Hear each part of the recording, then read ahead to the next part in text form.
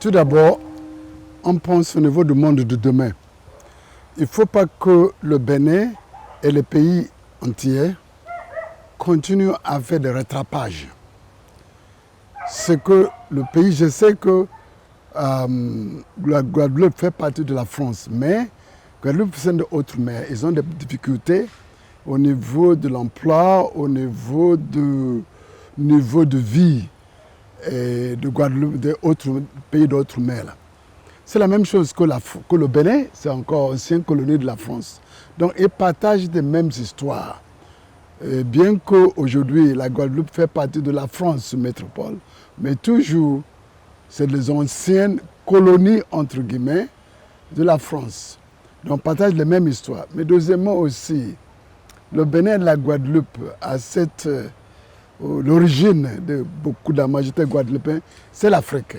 Et le Bénin, sûrement, c'est un des pays, des ancêtres de Guadeloupéens. Donc, ce lien est là. Mais aujourd'hui, il y a d'autres préoccupations qui est la préoccupation de l'économie de vie de demain. Nous sommes dans un tournant de l'histoire où il y a une transition vers un monde plus vivable. Il y a la recherche, compte tenu du niveau de pauvreté, des défis d'aujourd'hui au niveau de l'emploi, au niveau de l'alimentation, au niveau des changements climatiques. C'est les grands défis du monde aujourd'hui. Tout le monde cherche à se positionner. Nous transitons vers une économie vers le monde de demain. Mais je ne veux pas, et les Guadeloupéens, j'ai senti la dernière fois, qu'ils ne veulent pas faire toujours des rattrapages. Il faut vraiment qu'ils soient au volant de choses. C'est la même chose que le Bénin se réveiller. Qu'il ne faut pas que les autres écrivent notre histoire pour nous. Nous ne sommes pas les gens qui toujours tendent la main pour que les gens résolvent le problème. Nous voulons être là aux premières lignes de lutte pour une meilleure vie, pour un meilleur monde.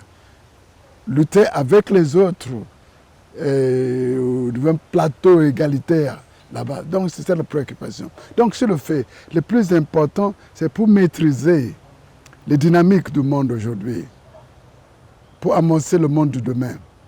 Trouver de nouveaux normaux, de nouveaux normales aujourd'hui, parce qu'on a normalisé ce qui n'est pas normal. Donc après le Covid, il y a besoin de trouver l'autre plateforme, une plateforme de normaliser ce qui n'est pas normal et enlever les dérapages économiques et socio-économiques aujourd'hui. La clé de ça, c'est pour s'ouvrir les yeux, pour connaître mieux la réalité du monde aujourd'hui. Qui parle de ça, parle d'un monde annoncé par la science moderne, que ce monde, c'est un monde systémique. Si on ne comprend pas maîtriser ce monde, s'informer de ce monde, on ne peut pas créer un monde qui correspond à ce que nous voulons, un monde qui répond à nos besoins et désirs aujourd'hui. C'est ça la préoccupation. Beaucoup de pays,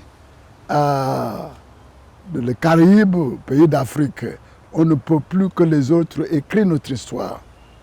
Donc il faut qu'on grandisse. Donc c'est ça qui nous pousse maintenant pour chercher, nous équiper autrement, différemment, que les fils et les filles des Antilles et de l'Afrique sont équipés, fassent occuper de nouvelles capacités intellectuelles, c'est-à-dire la science, connaître vraiment le monde d'aujourd'hui. Quand on parle du monde d'aujourd'hui, c'est un nouveau paradigme qui est annoncé, comme je disais, par la science moderne. Le monde est vraiment systémique. Mais parler de ça, on voit que le monde vers le Caraïbes partage les mêmes données écologiques que le Bénin. Pays tropical et demi-tropical, vraiment proche. La dernière fois que j'étais là-bas, c'était comme j'étais au Bénin, au Nigeria, au Ghana. Donc c'est les mêmes végétations, les mêmes climats presque là, et tout ça. Donc, c'est-à-dire la recherche sur le capital environnemental du Bénin, c'est la même recherche sur le capital environnemental en Guadeloupe aujourd'hui.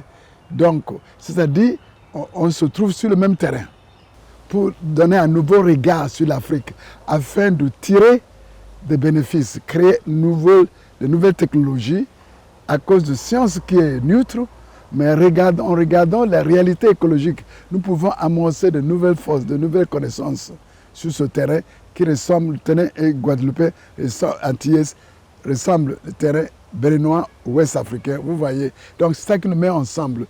La nature nous a mis en partenariat. Donc c'est une question qui nous intéresse beaucoup. Et ça s'est manifesté sur le dernier rencontre virtuelle qu'on a eue il y a quelques mois aujourd'hui, que c'est les mêmes préoccupations. Les gens regardaient l'image du Bénin, c'est la même chose. Comme je regarde l'image du Guadeloupe, c'est la même chose aujourd'hui. Donc c'est une nouvelle plateforme. Bien que c'est des milliers de kilomètres à part, c'est les mêmes données écologiques, vous voyez. Donc on appelle ça capital environnemental du Bénin, ressemble au capital environnemental de la Guadeloupe. Et donc c'est plus facile de travailler ensemble.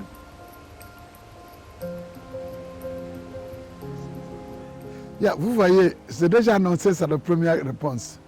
Il y a déjà des donnes des scientifiques guadeloupéens qui ont fait des études. On a vu ça la dernière fois. Il y a des scientifiques guadeloupéens qui maîtrisent bien ces problématiques de l'environnement, de la science biologique et tout ça. Ils maîtrisent ça bien. Donc pour moi, il faut que aussi au Bénin, en Afrique de l'Ouest, nous aussi, nous avons ça. Il suffit de commencer à se mettre des choses en commun.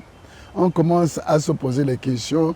Quel est le regard de scientifiques béninois, ouest-africains et les scientifiques antillais sur ce capital environnemental qui est énorme? C'est la première démarche. Qu'est-ce que ça nous dit? Deuxièmement, quels sont des problèmes aujourd'hui spécifiques dans ce climat, dans cette condition climatique qui se ressemble? Quels sont des défis? Les plantes se ressemblent beaucoup, les climats sont proches, donc les problèmes doivent être pas loin les uns les autres. Donc la question, c'est d'utiliser cette science qu'on avait accumulée, utiliser ça comme des torches pour vraiment illuminer et pour commencer à voir quelle est la manière d'apporter la science que je maîtrise par rapport à la réalité. On appelle ça contextualisation de la science aujourd'hui. Vous voyez comment le Bénin et les pays des Caraïbes pour contextualiser concrètement la science générale, surtout la science moderne en biologie, en communication, c'est-à-dire les nouvelles communications de l'information qui va booster tout ça là. Surtout, c'est les deux lignes de l'économie de demain, c'est l'ENTIC, c'est-à-dire la science de la communication, la science biologique. C'est les deux axes de transition vers un nouveau monde. Il faut que nous nous mettons ensemble, capitalisons cette nouvelle capacité aujourd'hui, nouveaux outils, pour créer des outils maintenant, la technologie plus appropriée. C'était encore la science dans l'air, mais comment on va les atterrir pour solutionner les problèmes d'aujourd'hui? C'est ça la première démarche.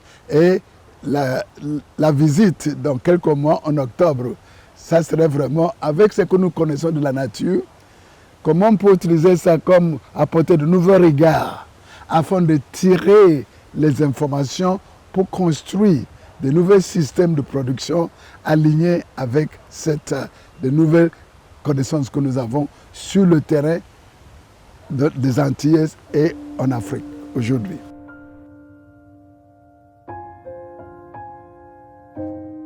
Comme je vois les Guadeloupéens qui viennent ici, ils sont enchantés. Ils sont vraiment, ils se retrouvent chez eux. Pour moi, c'est quelque chose d'extraordinaire. Et moi aussi, quand je me déplace dans les Caraïbes, c'est la même chose. Je me tombe, c'est comme chez moi. Donc cet intérêt, je suis vraiment attiré. Parce que ce qui nous attire, c'est cette donnée écologique qui se ressemble. Donc c'est quelque chose d'extraordinaire. Les gens qui sont des itinéraires différents se trouvent sur les mêmes problématiques. C'est vraiment intéressant. Nous sommes différents parce qu'il y a l'autre quelques milliers de kilomètres, mais nous avons d'origine similaire, nous avons des réalités écologiques similaires. Donc ça, c'est vraiment des bases. C'est une plateforme extraordinaire de recherche et pour solutionner. Et deuxièmement aussi, il y a cette recherche de dignité, que le regard qui n'est pas tellement positif sur le monde, sur les pays Caraïbes, la même chose que l'Afrique. Nous avons des raisons aujourd'hui de vraiment se réunir, de se rendre en partenariat pour attaquer sur le même problème, qui est d'abord le problème environnemental, le problème de l'emploi, le problème d'alimentation, au sein de la pauvreté, pour vraiment asseoir la dignité chez nous. C'est ce que tout le monde cherche aujourd'hui. Donc si les scientifiques, si les jeunes, les hommes et les femmes de deux régions, pour se mettre ensemble, mettre les efforts ensemble, je pense que nous avons plus de chances pour réussir ce pari.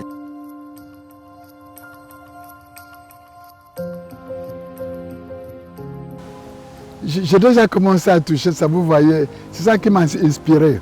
Je voyais le niveau de connaissances sur les sujets écologiques, l'économie de demain, l'économie verte, et où nous sommes aujourd'hui, les difficultés de décoller, les problèmes de dégradation environnementale, de l'alimentation, d'emploi et tout ça. J'ai trouvé qu'il y avait envie, les gens étaient prêts, les gens en avaient marre de status quo. Et cherchaient, ils sont impatients de tourner la page. Et je pense que le Covid nous donne une occasion de tourner la page. Donc j'ai senti ça. Deuxièmement aussi, j'ai senti le niveau de connaissance des intervenants. Depuis le président, la manière d'analyser la situation était extraordinaire. C'est la même chose que nous. On se retrouvait, bien que nous sommes des milliers de kilomètres à part, on voit l'envie, la détermination de faire quelque chose. Aujourd'hui, pas demain. C'est ça, l'urgence était là. Et c'est ça qui m'a attiré. Les gens vont tourner la page. Les gens se sont vraiment prêts. Ils se sont mieux équipés aujourd'hui qu'hier. Grâce à ce qu'ils ont vu, ils ont sorti les capacités aujourd'hui de prendre la situation en main. D'abord, grâce à la capacité intellectuelle, grâce au niveau scientifique, grâce à la connaissance de dynamique socio-économique du monde.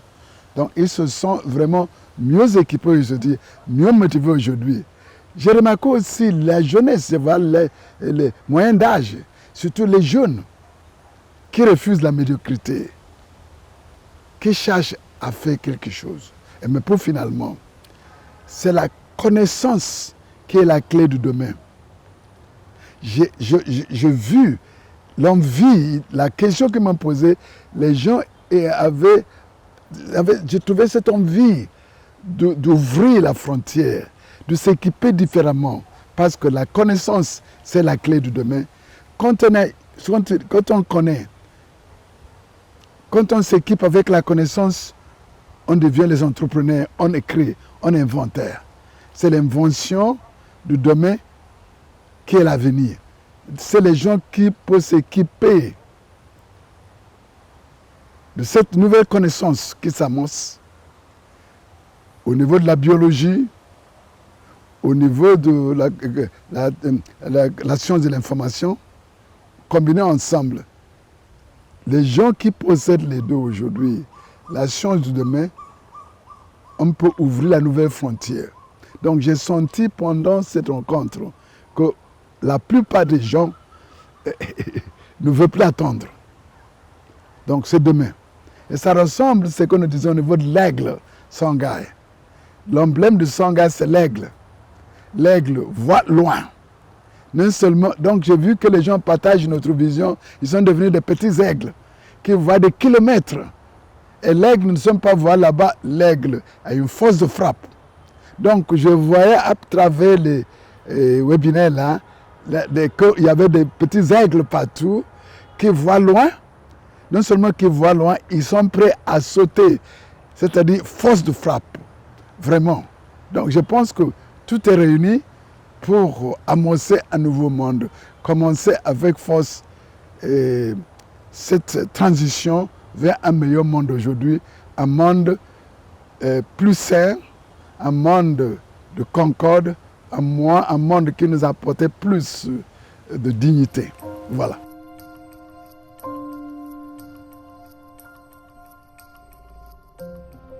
Vous savez, tout est lié ensemble. J'ai déjà commencé. Comme c'est un ensemble, je pense que j'ai déjà répondu à cette question-là. J'ai déjà l'apport que je n'ai parlé, c'est augmenter l'envie. Les gens, quand ils ont vu les photos de Sangha et tout ça, pourquoi pas moi? C'est-à-dire, on peut le faire. C'est-à-dire, yes we can, on peut le faire. Donc je pense que les gens, ce que j'ai senti, les questionnements, c'était, on ne peut plus attendre, vous voyez. Donc, et c'est le plus important, qu'il y a cette passion de vie et que les gens se sentent vraiment en force. Hier, là, est-ce qu'on peut le faire, on ne peut pas le faire, mais ce que j'ai senti, il faut y aller. Nous sommes prêts. On ne peut plus attendre. On ne peut plus attendre. Et c'est ça que je pense là-bas. Les gens se sont sentis parmi les participants, ensemble. À partir du discours du président était extraordinaire. Et à partir de son discours, tout le monde intervenant, partout, on a l'impression que nous avons la même mission et que tout le monde était prêt à porter son petit pierre pour construire cette mission-là. Mais des bases diverses, une diversité de bases. Les gens venaient de sciences sociales, des anciens maires, les élus. Tout le monde pensait que moi, j'ai quelque chose à apporter pour construire. Je trouvais ça comme une symphonie, avec plusieurs instruments de musique, plusieurs voix, pour sortir cette belle musique, une symphonie. Mais des instruments différents, des guitares, des pianos, des orgues, des flûtes, et tous ensemble. C'était une belle fleur que j'ai regardée le jour-là, que les gens sont finalement prêts à construire notre monde qui cherche. Ce n'est plus être écrasé par un monde aujourd'hui. Et c'est ça la différence. Les gens sont sentis pour la première fois, nous pouvons construire notre monde. Pas laisser à notre monde construit par les autres nous imposer. Et c'est ça. Donc ce webinaire a montré qu'on peut le faire aujourd'hui, c'est possible de le faire. Et c'est ça la réalité.